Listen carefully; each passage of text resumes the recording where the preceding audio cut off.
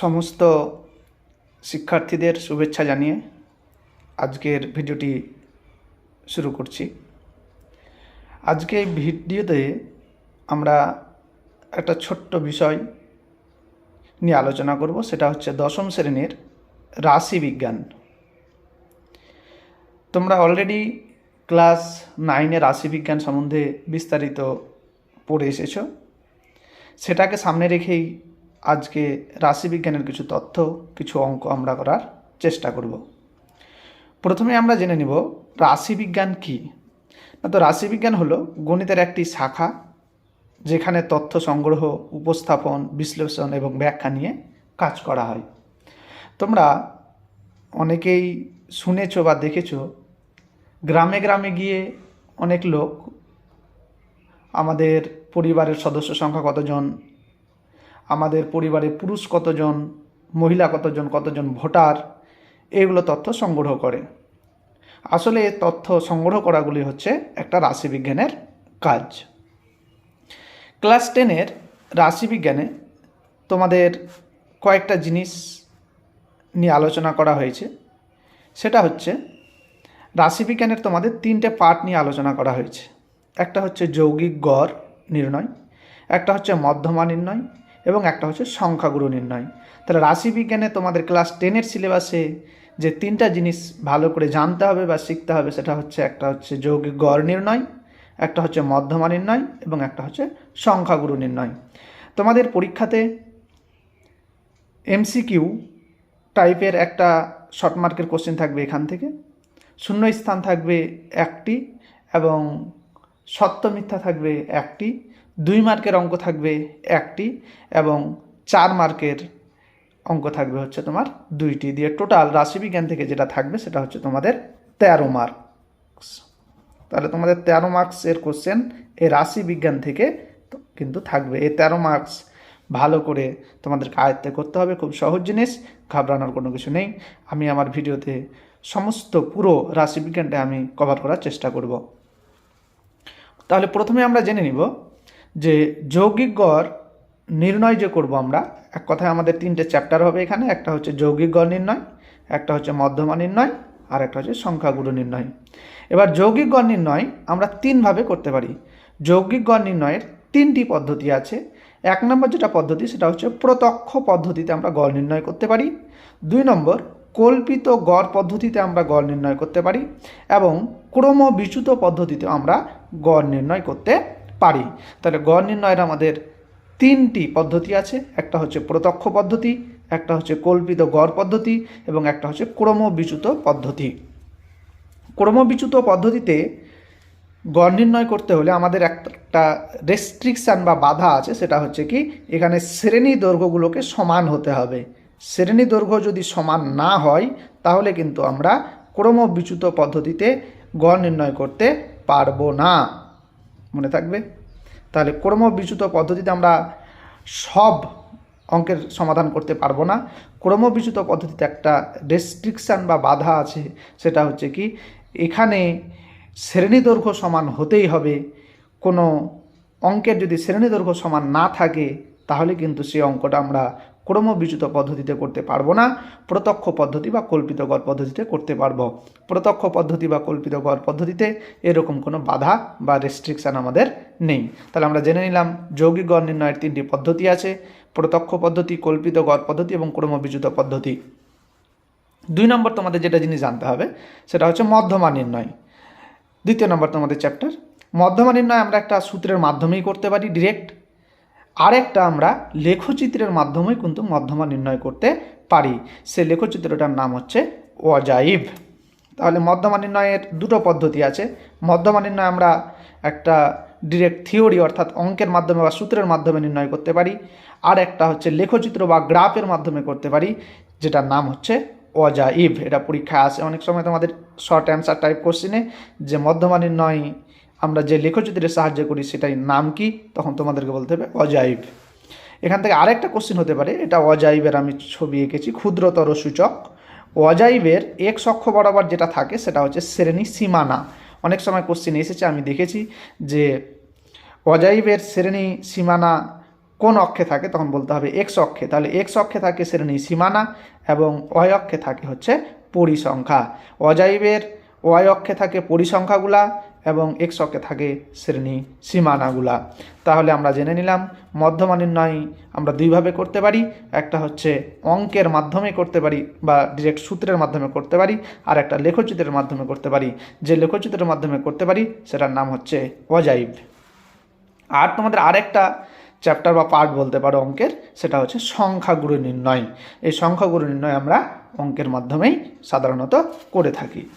এবার এখান থেকে তোমাদের আরেকটা কোশ্চেন হতে পারে, সেটা হচ্ছে কেন্দ্রীয় প্রবণতার মাপক কি কি বা কটি।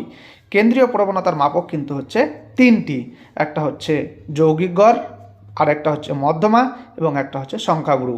যৌগিক গড়, মধ্যমা, সংখ্যাগুরু, এই তিনটি হচ্ছে কেন্দ্রীয় প্রবণতার মাপক। কেউ আবার ভুল করে অজাইব এখানে ঢুকিয়ে দিবা না। যৌগিক গড়, মধ্যমা এবং সংখ্যাগুরু। মধ্যমার আমরা লেখচিত্রের মাধ্যমে করতে পারি, সেটা কিন্তু অজাইব। এক কথায় এরা যৌগিক গড়, মধ্যমা এবং সংখ্যাগুরু তিন ভাই।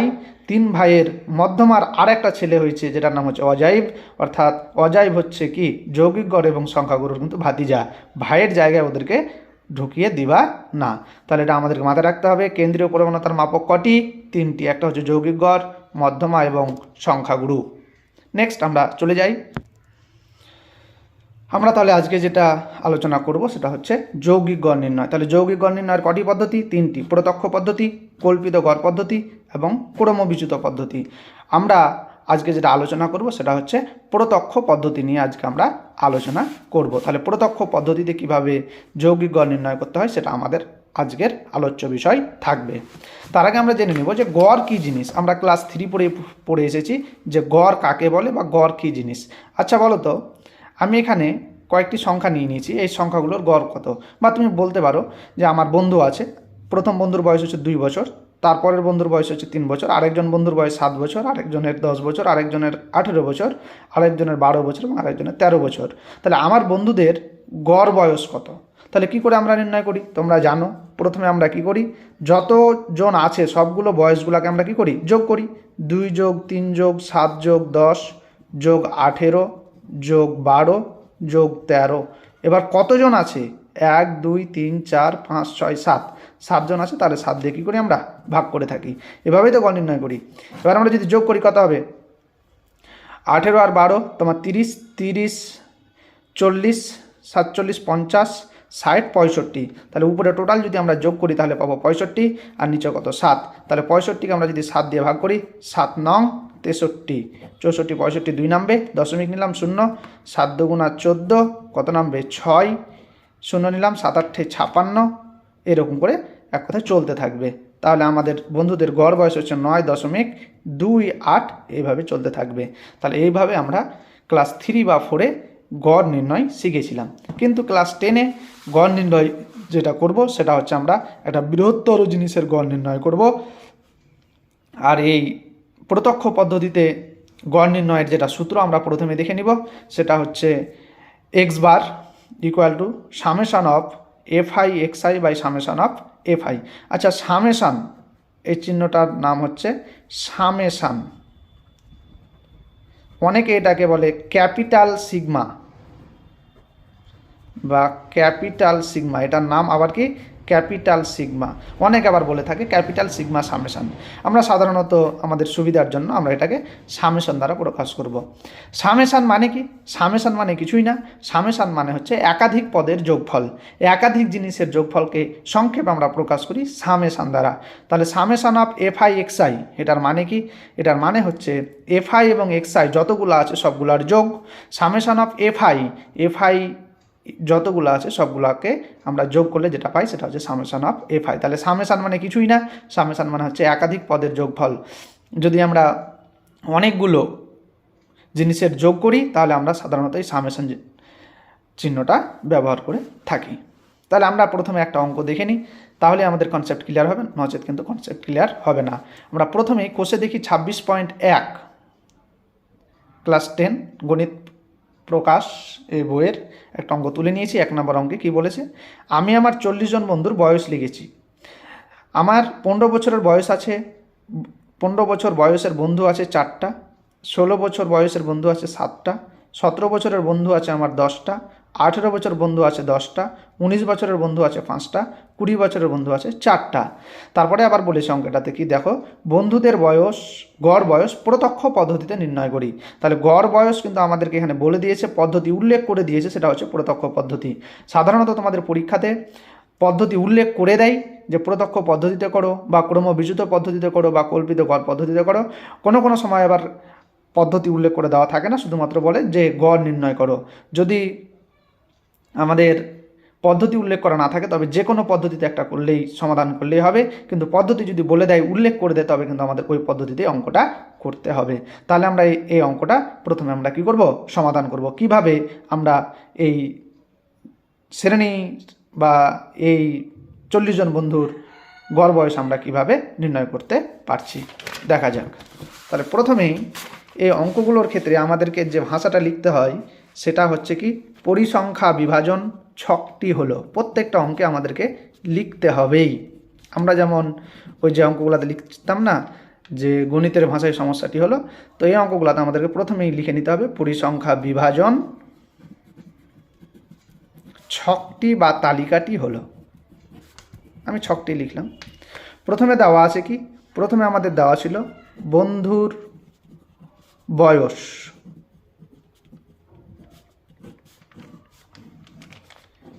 তারপরে হচ্ছে বন্ধুর সংখ্যা, সংখ্যা ফ্রিকোয়েন্সি, সংখ্যাকে আমরা সবসময় এফ দ্বারা প্রকাশ করব, বন্ধুর সংখ্যাটাকে এফ আই দ্বারা ডিনোট করলাম। আর বন্ধুর বয়স এটা হচ্ছে চলরাশি, এটাকে এক্স আই দ্বারা আমরা প্রকাশ করব। এবার যেটা করব সেটা হচ্ছে কি, এফ আই এবং এক্স আই আমরা কি করব, গুণ করব। আগে আমরা মাইন্ড সেট আপ করে নেব কোন পদ্ধতিতে করব, না তো আমরা এটা কিন্তু প্রত্যক্ষ পদ্ধতিতে করব। প্রত্যক্ষ পদ্ধতিতে করার সূত্র কি, প্রত্যক্ষ পদ্ধতিতে করার সূত্র কিন্তু আমরা আগে লিখে নিয়েছি। এফ আই এক্স আই বার করতে হবে আর এফ আইগুলোকে যোগ করতে হবে। এফ আই এক্স আই বার করে তাদের যোগ এবং এফ আইগুলো বার করে তাদের যোগ। তাহলে প্রথমেই আমরা সেই ডাটাগুলো একটু তুলে নিব। প্রথমেই যেটা আছে সেটা হচ্ছে 15 বছরের বন্ধু আমার কটা আছে, 15 বছরের বন্ধু আছে 4টা। 16 বছরের বন্ধু কটা আছে, 16 বছরের বন্ধু আছে আমার 7টা। এবং 17 বছরের বন্ধু কটা আছে, 10টা। 18 বছরের বন্ধু কটা আছে, 10টা। এবং 19 বছরের বন্ধু আছে কটা আমার, 19 বছরের বন্ধু আছে 5টা। এবং 20 বছরের বন্ধু কটা আছে আমার, 20 বছরের বন্ধু আছে 4টা। আমি কিন্তু এটা বই থেকে তুলে নিলাম, এটা বইয়ে কিন্তু দেওয়া আছে। এবার আমাদেরকে যেটা করতে হবে সেটা হচ্ছে কি, দেখো এফ আই আর এক্স আই গুণ করতে হবে।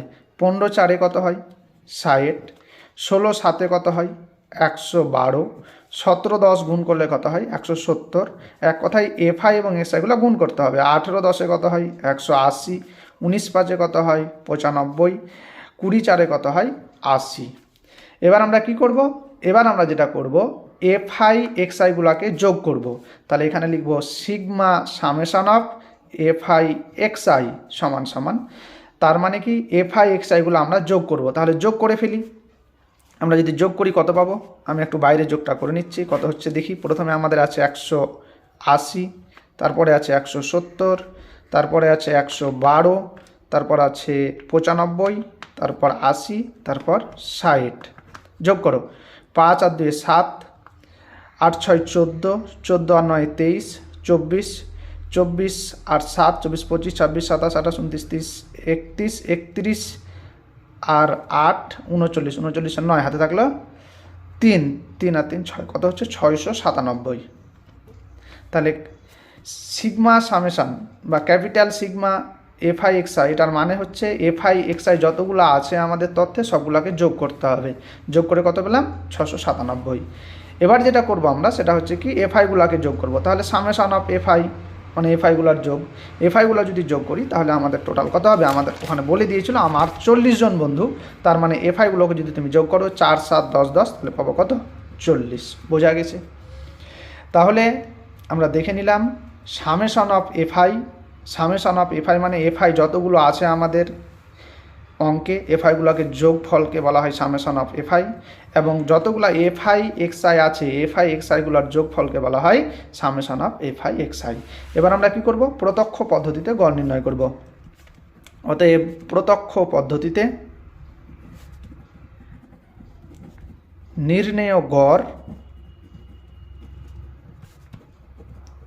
গড়টাকে আমরা চলরাশি যেহেতু এক্স ধরেছি এটাকে এক্স বার দ্বারা ডিনোট করব, সমান সমান কি সূত্র ছিল, summation of f i x i by summation of f i. বলো দেখি এফআই এক্সআই এর মান কত, এফআই এক্সআই এর মান হচ্ছে 697, সামেশন অফ এফআই এর মান কত 40। তাহলে 697কে আমরা 40 দিয়ে কী করবো, ভাগ করব। 697কে 40 দিয়ে ভাগ করব, আমি এটা বাইরে করে নিচ্ছি। 697কে 40 দিয়ে যদি আমরা ভাগিত করি তাহলে কত হবে, 40 এককে 40, কত নামবে 9, 4 আর 14 6, 2 দিলে 7 নেমে যাবে। 40 7 280, এটা 7 নামবে, সরি 7 4 28, 280 কত নামবে 7, 7 8 আর 14 9, 1 দিলে আমি দশমিক নিলাম 0। 40 4 160 কত নামবে 0, 6 14 7, 1 দিলে দশমিক নেওয়া আছে 0 পেলাম। 40 2 80 পাবো, কত নামবে 2, 0 দশমিক নেওয়া আছে 0, 40 5 200, তাহলে আমরা কত পেলাম, আমরা পেলাম 17.425। তাহলে এটাকে ভাগ করে আমরা যেটা পেলাম সেটা হচ্ছে কত, 17.425।